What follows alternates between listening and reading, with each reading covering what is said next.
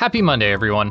If you saw my previous video on how to run InFAMOUS on PC, then you'll be familiar with what I'm about to say, and that is that, due to the improvements made to RPCS 3, InFAMOUS 1 and 2 are both fully playable on PC. However, I think InFAMOUS 2 has quite a few caveats that the first game didn't have, and that means that while you can play the game on PC and have a very comparable experience to playing on the PS3, it won't necessarily be better.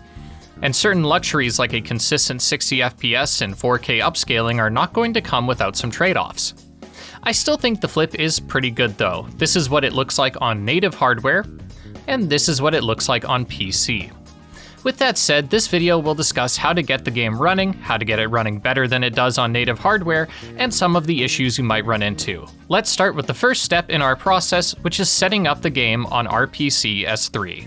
I can't show you how to obtain a copy of the game or how to set up RPCS 3. The website for this emulator has a super helpful startup guide that I'll link below, and when it comes to getting a copy of the game to insert into the emulator, there are plenty of ways to do so and guides online. I do not condone piracy, and I will not show you guys how to pirate the game, but you're smart, so I'm sure you'll figure it out. Once we're in, you'll notice that the game doesn't run the best, yet, and that's because there are a few settings we need to change, which should be familiar to those of you who saw my first video, but before we want to start, I want to make an addendum to the last video, which is accessing the debug menu, which will be important. Basically, you want to go into your RPCS3 root folder and find the settings config file. Open it up with a text editor and you will find an option to enable the debug menus, and you'll set that to true, as it's typically set to false. Once that's done, we're able to make the necessary changes. Once in the RPCS3 menu, we can right-click on InFAMOUS 2 and select Create Custom Configuration. We do this because we don't want to change how the emulator runs every game, because a setting that works on this game might negatively impact some other game you are emulating. Once we see this window pop up, we can go to the GPU tab and change the ZCULL Accuracy to Relaxed.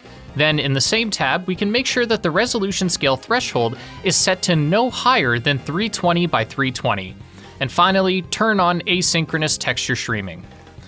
Do note that in some cases this last setting can introduce a strange black artifact in the game, and if that happens, just turn this setting back off. Also, I know you're going to be tempted to scale the game up with this handy setting here, but I highly recommend against it, as it can really mess with the characters' faces. If you can get past that, then go for it, but you'll later see that there is a potentially better way to upscale the game that won't introduce the same visual issues. Next up, we're going to go to the Advanced tab and change the sleep timer's accuracy setting to As Host. I had no idea what this does or why it helps performance, but it does. I don't make the rules. Finally, in the debug menu, we can disable ZCULL Occlusion queries, which should improve performance. Once finished, you can hit save, and then boom, you can play InFAMOUS 2 at what is probably the best performance you can get out of the box. But now, let's look at upscaling and frame generation. In order to scale the game with 4K without as many visual artifacts, we're going to use a software on Steam called Lossless Scaling. It's a software that implements scaling and frame generation to basically any application, no NVIDIA graphics card required, and it's considerably cheap given that it can be used on practically any game. Now, I want to take some time to talk about frame generation specifically to answer some of the comments I got on the previous video. For one, you don't need to use it. It does introduce some input delay, and if you look closely depending on the game, you can really see some inaccuracies, as the game is basically taking 2 frames and filling in an in-between frame based on approximations and guesswork. In some games, like the first InFAMOUS, it looks great, but if you don't want it, then feel free to skip this step. I also didn't mention the input delay because, for the example of InFAMOUS 1, it doesn't introduce much of a delay at all for a few reasons. The first is that the frame generation isn't doing that much heavy lifting, and 2, you get more input delay depending on how many extra frames are being generated. If generating, say, 4 extra frames, then yeah, you'll notice, but if only generating 1, it's pretty minimal. Ultimately, I would almost never recommend frame generation for things like competitive shooters, but for a more casual game like InFAMOUS, hell yeah. The other reason that frame generation in this case isn't a big deal is because we can set the frame gen to being adaptive within lossless scaling. This means that if we set a goal like 60 FPS, then the frame generation will only kick in when we drop below 60 FPS in-game, and will only generate the necessary frames to get us back up to that 60 FPS goal. This means that certain scenes like the prison break in Infamous 1 will no longer be unplayable, because on native hardware it drops to like 10 FPS, and I'd rather see what's happening with a bit of input delay than have actual control over a slideshow. This, however, changes significantly with Infamous 2. It's actually quite funny because on native hardware, Infamous 1 runs much worse than Infamous 2, and yet with the emulator, I struggled plenty of times to maintain 30 FPS, let alone 60, which meant that frame generation was on for almost all of my playthrough. And as I'm sure you can see, the footage makes that pretty noticeable.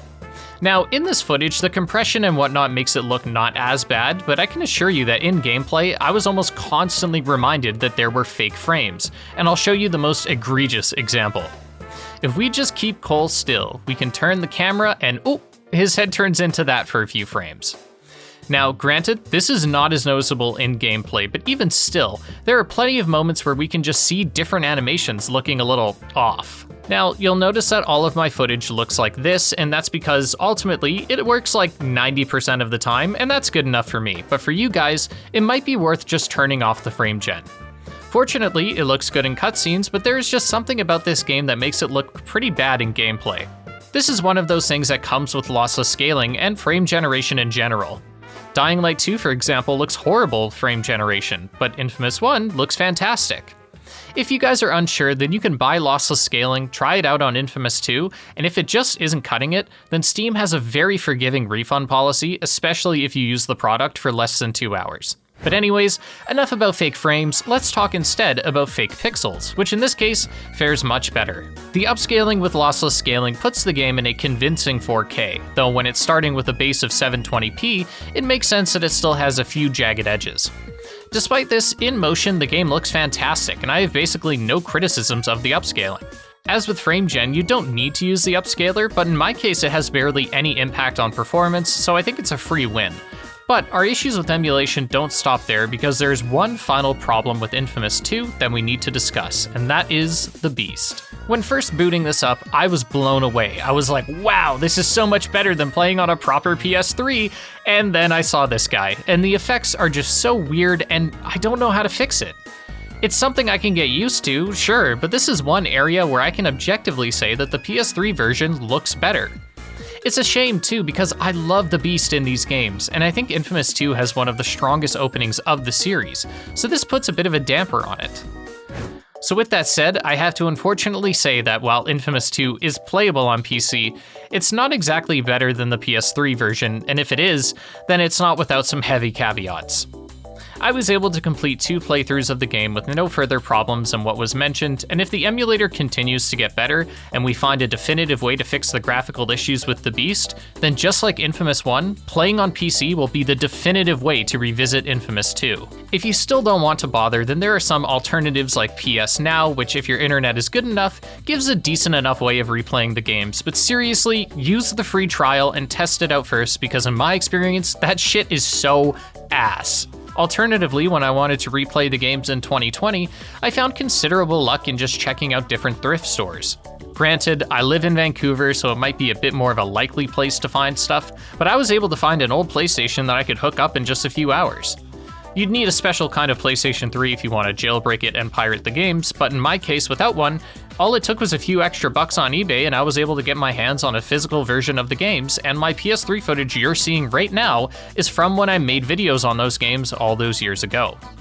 This does require a lot of luck, but even the other day I went to a Value Village near me and found an Xbox 360, so it's definitely possible. Also, just checking Facebook Marketplace, I was able to find tons of PS3s being sold for around $50 Canadian, and a copy of Infamous 1 and 2 for only an extra $20. So there's everything you need to know about playing Infamous 2 on PC. It sucks it doesn't run quite as good as Infamous 1, but hey, if you have no other choice, then I really don't think this is all that bad of a way to play one of the best superhero games ever made. Thank you all so much for watching, and I know I've been doing a lot of Infamous content lately, so don't worry, we'll get back to Spider-Man and Batman next week. Have a good rest of your week to everyone except the people who are watching this while pooping, and I'll see you all next Monday.